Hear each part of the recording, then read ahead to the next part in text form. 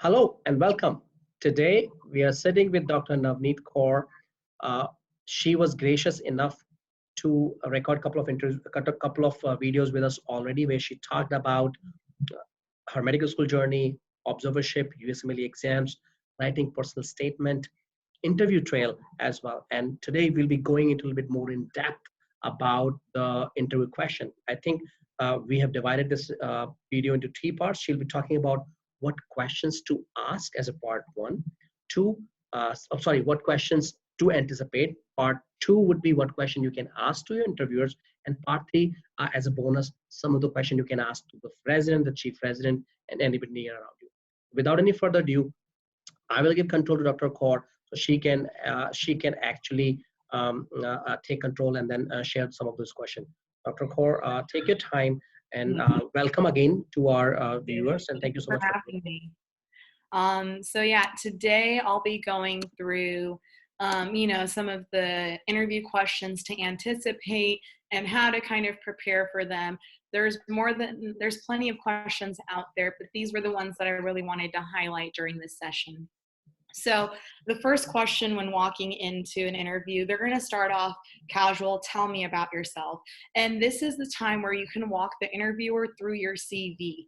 And sometimes they do have the luxury of time to read through it, but remember, they get a lot of applicants. So this is your time to shine and remind and highlight things in your CV that you want to.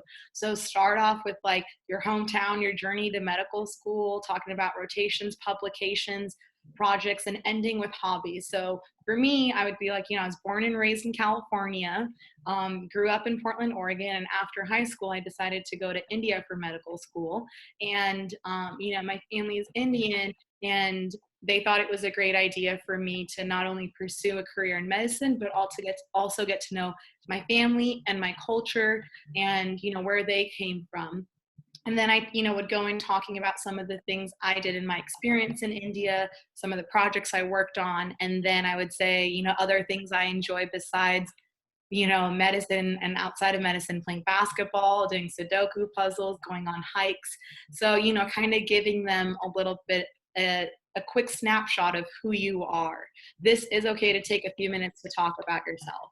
So one important distinction, Dr. Kaur, is that here when you're describing about yourself, most of the time when the IMGs, international medical graduate, when they are coming from abroad, and this question get asked to them, they start going into, hey, I'm a hardworking person in medical school, I've done this, distinction biochemistry and all. And this is very different than what usually people have given me those answers. So can you just touch upon a little bit more? See, your school part is just a little bit, you're talking about your hometown publications, rotations, project. So tell me that, how, how they have to be very careful about that. They're not just talking about their academic part, and that doesn't define them completely. So the thing is, one thing I want to reiterate, and it's really hard to and you have to remind yourself of this over and over again. You got an interview, they already want you. They already looked at your scores, they looked at your CV, they looked at your stuff, they want you. During this interview, they want to know if they can work with you. They want to know if you're an easy person to get along with, can they carry on great conversations, would you be a person that would have great bedside manner with the patients? Would you be able to work with the ancillary staff? So I know when you get the interview, that's the hardest part, is they already want you. So you don't need to highlight all of your academic achievements, even though as an IMG, it does feel like we do need to do a lot more work to stand out. So when you get this question about tell me about yourself, start off from the beginning. Like, I was born and raised here, grew up doing this, found my passion into medicine because of this, did my schooling here. If there was like a really great project or something you did want to highlight, be like, in medical school, I did get a distinction in this, but it should be a part of your tell me about yourself and not the whole focus of it. And like I said, start off early, then talk about your medical school, your rotations, like how you did a few here. And then end with like, besides medicine, I like to do this, this, and this. Like, they want to know you, that you're a person outside of the world of medicine as well, even though that is hard for many of us. Okay, excellent. Thank you. And then so the next question that I usually get faced with is, why this specialty? Why did you choose internal medicine? Why did you choose surgery, anesthesiology, family medicine? you need to know your why, because they want to know, like, and then what are you looking for, looking forward to in this specialty. For me, I chose internal medicine.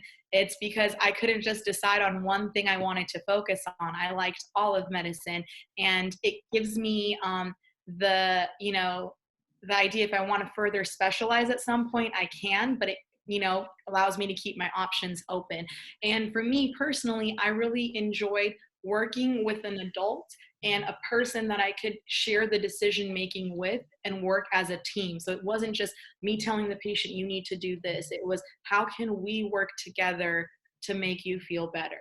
And that was my answer to this. So, you know, you need to figure out why this specialty. And, you know, throughout the interview process, be definitely genuine. Like, sit down and say, like, why did you choose this? Why do you want to go into it? Absolutely. And then the other thing that, you know, programs will ask you is like, what made you choose this program? Or, you know, why would you want to come here instead of wherever else you've interviewed? And the way to prepare for this is when you do get the interviews from your programs, make sure you research the program beforehand thoroughly. And I'm sure you do when you apply, but as IMGs, I know that I applied broadly into many programs. So I didn't like research every program beforehand, but when I did get the interview, I did do my due diligence of knowing everything about the program. Look up things that you love about the program. Like, is it like, what made you choose the program? Is it the different consortium of hospitals you get to work at? Is it the different patient population you get to see, or the pathology? Is it they have a robust research curriculum that you can't wait for? But also, like, you know, also realize things that are missing, because this will also help you in the long run decide if you want to rank this program higher or not. And those are also things that you, if you don't find the answers to, those are great things you can ask your interviewers at the end of, oh, as I was looking through your website, I didn't see much about research. What does the program offer in terms of research? So just know why you chose this program and have an answer for that. The other thing, this is kind of what I alluded to in my previous video of like the future question, where do you see yourself in 10 years? And I know, and remember, it doesn't have to be the exact plan of like where you're going to end up in 10 years. It's just a rough idea of, in 10 years, I see myself living in XYZ city with XY people doing this, or like further specializing and eventually being able to run like a nonprofit organization and do this. Or, you know, just make sure you have an answer for this and you've thought about what you would say if someone was to ask. And it doesn't have to be all medical. Remember, like in 10 years, like you're also going to have a life outside of medicine. So don't forget to add that aspect into it. So in 10 years, I would have traveled this many countries as my goal with blah, blah, blah. Like try to add a little bit of the human side of you as well, and not just focused on medicine. Absolutely. Be realistic. There'll be family life. You say in 10 years, probably I'll have a family, maybe kids. So be realistic, and that's what they're looking for. Exactly. The other question that, you know, you always get asked is like, what's your weakness? Or you'll get asked something about, you know, something similar to this. And, you know, we've all been told how to turn a bad thing into a good thing, but I would still say be honest and be genuine. Really sit down and self-reflect. I think interview season was definitely a time I sat down, thought about everything and reflected. And for me, my weakness is having a hard time saying no to people and to projects. And because sometimes I just want to help the person out. Other times I'm really interested into it and this is what I want to do. But what I've noticed, what it does to me is it stretches me out too thin. And I definitely need to pull back on it. And that's something that I still continue to work on every day. Even today in residency, I've had to say no to projects or no to committees just because, I need to focus on myself and not stretch myself out too thin. So, you know, I know some people say they're a perfectionist and that can do it. So like figure out what your weakness is, but be honest and genuine and true. Very important. And then one thing that I did, tell me about a patient case or an interesting case or something you learned from it. And I was lucky enough to have done my research that I did have something of this prepared, but it could be something you learned medically from a patient. It could be something that taught you about multidisciplinary care, where you worked with the ancillary staff and the pharmacist and other people, or if it was like a case where you had a tough loss. Just remember as you're going through rotations to keep in mind some of the cases that really struck you, or that you felt like you had a connection with. And those are something to just kind of remember when interview season comes around. And then this one, tell me a situation in which you had to be a leader. This is one that kind of caught me off guard. I wasn't prepared for it. And what I would say is, when you get a question that you're not prepared for, don't freak out and start talking. Let them know, okay, give me a moment, let me think about it. It's okay to pause and think and try to come up with your answer. That is normal, that is human, and that is okay to do, and that's better than just spitting out something. So for me, I was like, okay, like, when was I in a situation where I had to be a leader? For me, it was, and as medical students, sometimes we don't have that opportunity in the patient care aspect. So this is more, again, in your life and what you do outside of medicine. So for me in medical school, I was, the girls basketball coach and the team, the team coach. And for me, it was, encouraging the players when we were down, motivating them when we had a tough loss, and, trying to get them all together and raise their morale whenever we needed it, and kind of being that leader and setting that good example. So that was my example, but it took me a minute. I asked them, let me take a minute to think about it. So so this is why I wanted this question here, to let you know that it's okay to take a pause and think about your answer. And this is very important, because as an international medical graduate, we may not think ourselves as a leader in any situation. For us, that means like holding a position, or being somebody big enough, or the college president or the student association president. All each of us being a physician or a training physician in medical school, I'm guaranteed there at least 10, 15, 20 instances in 5 years that we have come across our own leadership style and opportunities. May it be supporting a friend, a colleague, a classmate, averting a crisis, conflict resolution, saving a patient life because there was something you did above and beyond, and that's your leadership skill as well. Or in a school, medical college or school leadership role as well, or having an assignment or something improving in your class process. There are tons of leadership opportunities each of us have gone through. We made it here, or we are making it here. I'm sure we have shown some sort of leadership skill as well. So you're absolutely right. It will take you a while. Either think about it upfront. It'll take you a while and tell them, okay, let me think about which instant I'm going to show it to you. I don't think so myself as a leader. However, I think in this situation, I acted above and beyond, and that averted a crisis, or saved a life, or helped my friend when he or she was in crisis. So it's a very important point you're bringing in, and thank you for bringing it to our viewers. Please.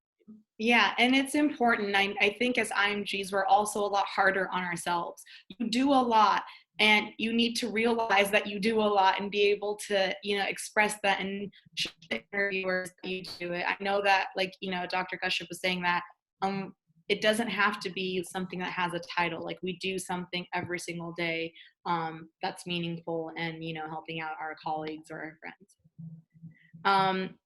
This one was also, this was like another tough question that I had gotten, and I think it's also important. For me, it's because I was a US citizen that went to India for medical school and then came back, and one thing they asked me was, how could your education have been better? Again, this one also threw me off guard, in the sense I was not expecting to get a question like this. Maybe what they, I don't know if, if some of my other colleagues got this question, but like I said, it's okay to pause and think for a moment. You're human. And so for me, what I had said for this was, I said, no, I had the greatest clinical experiences there with the patient population, the sheer amount. And the one thing I did say that could have been better was, had I had, and I realized this more when I came to the US, more of hospice and palliative training, or having those difficult conversations with patients or their families. Because, and again, remember, you don't want to bash your medical school or anything you went through. So remember, you take the bad but twist it into a good. So I was like, you know, I wish we had, like, I had a little bit more training in like hospice, palliative, or having these tough conversations with patients. But with the sheer amount of patients that we saw and the turnover, it's also very difficult to do that. So, you know, that's the strength of it, that we saw so many. But, you know, just, you have to be honest, you know, have an honest thing, and they respect that, because yeah, in general, like hospice palliative is still new. A lot of our patients and families have a misconception of it. So, you know, that's something that, you know, you could be like, I've talked to, like, and if you've brought it up, because I did bring it up with like, my head of departments, of like, maybe this is a lecture that we can have or something that we can incorporate. So you can always talk about what you did to help, like, you know, try to help they make things better as well. And then the last thing, like, you know, they're always going to ask, it's kind of like, why should we choose you?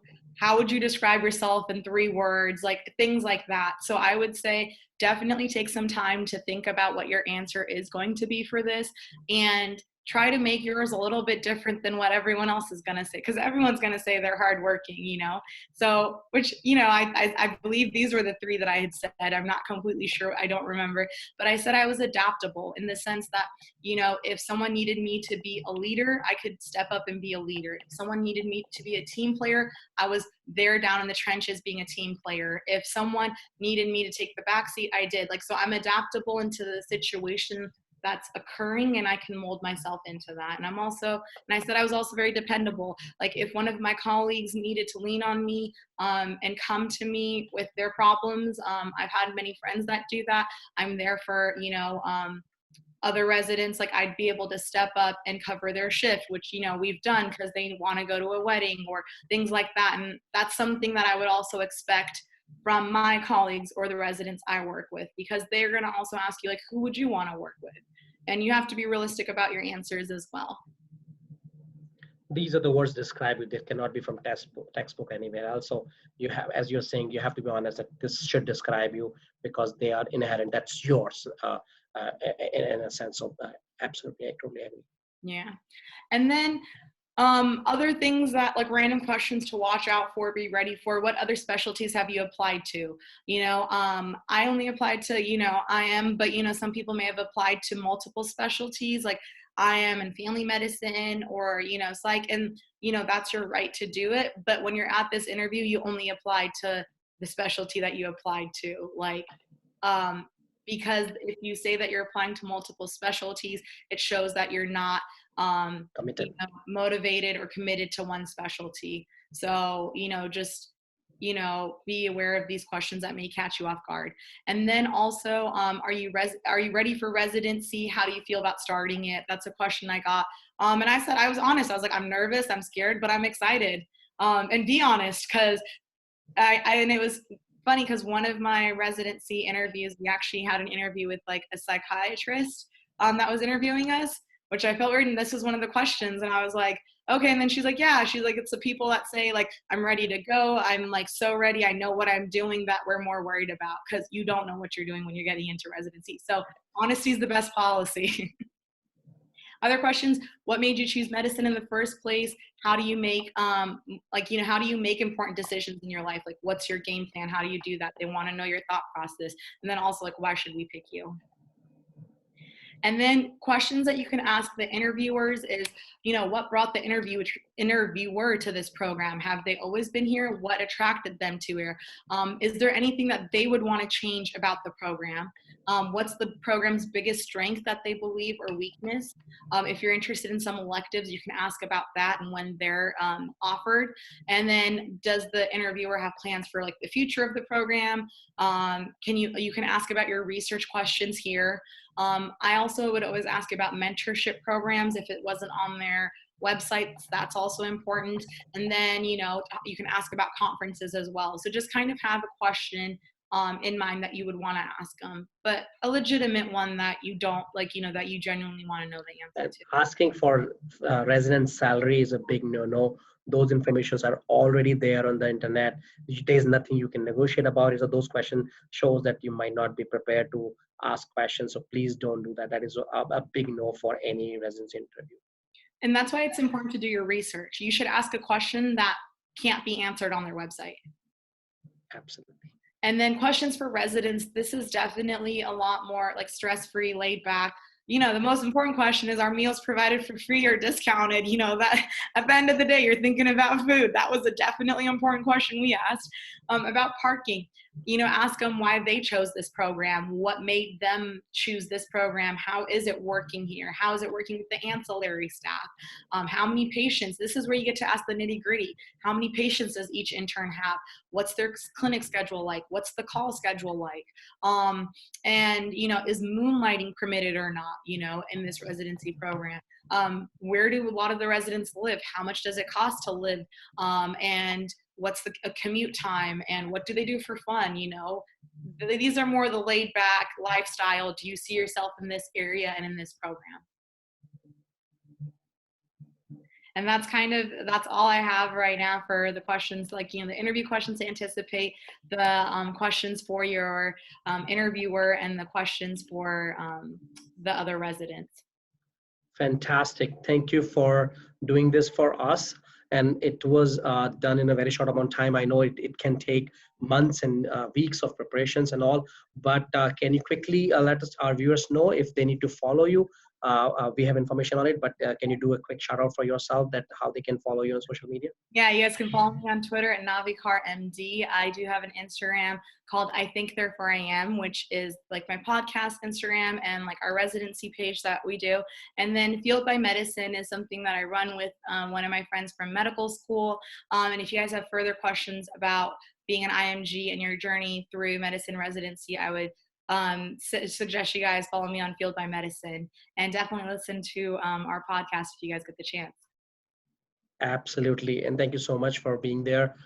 Please follow our channel. Please like it, share it, and that's the only way for you to find out. And we have our next person coming in as well. So thank you so much for being there, Dr. Kaur, and I would welcome Dr. Aneka as well. I'll restart the call so then we can connect with her as well. So thank you so much for being there. All right.